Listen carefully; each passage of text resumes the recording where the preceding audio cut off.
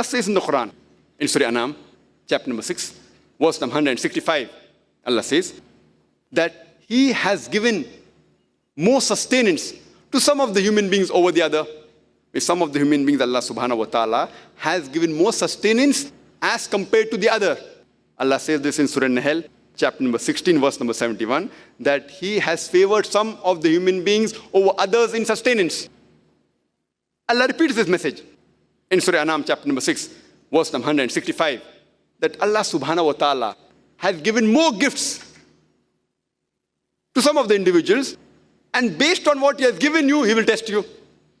Now there's a question that people ask, that how can Allah subhanahu wa ta'ala be just, that some people are born in a poor family, some people are born in a rich family, some people are born healthy, some people are born with diseases. It is unjust. Allah subhanahu wa ta'ala is unjust. How can He make the differentiation between different human beings? We come to know that this world has life and death. There is health and disease. There is wealth and poverty.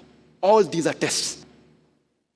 And Allah says in the Quran, in Surah Anfal, chapter number 8, verse number 28, Allah says that surely your wealth and your progeny, your children, are a test for you.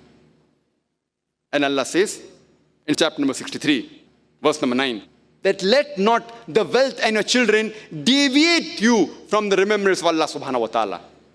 Allah subhanahu wa ta'ala tests different people in different way.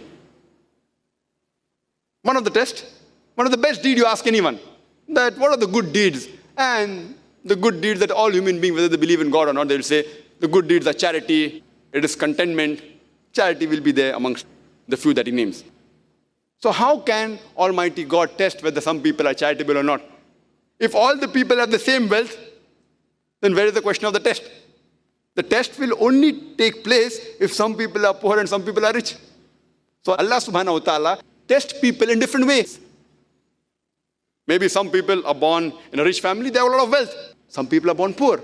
But the person who is rich, according to the Islamic Sharia, one of the pillars of Islam is zakat. That's every rich person who has a saving of more than the nisab level, 85 grams of gold, he or she should give 2.5% of that saving every lunar year in charity.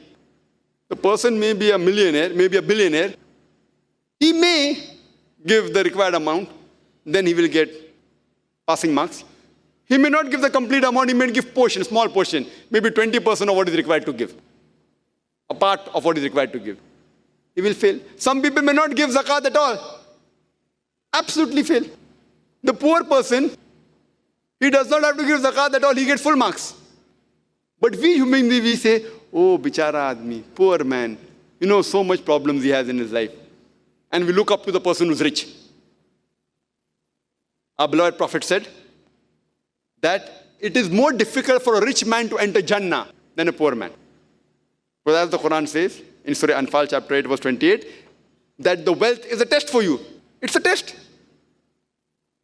We are fools that we think, okay, you know, this person is rich. Allah has blessed him.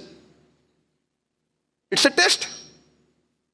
If he doesn't use the blessing which Allah has given him, it's a blessing. But the chances of him failing the test is very high. For example, in one of the question papers, which came last year, or 2 years before, in 2002, a very difficult question came. And most of the students could not reply.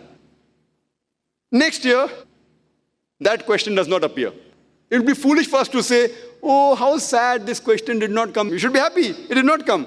So wealth is a test. So those people who don't have wealth, it is actually easier for them to go to Jannah than a rich man. So Allah tests different people in different ways. Therefore Allah says that let not your wealth deviate you from the remembrance of Allah subhanahu wa ta'ala. It's a test for Him.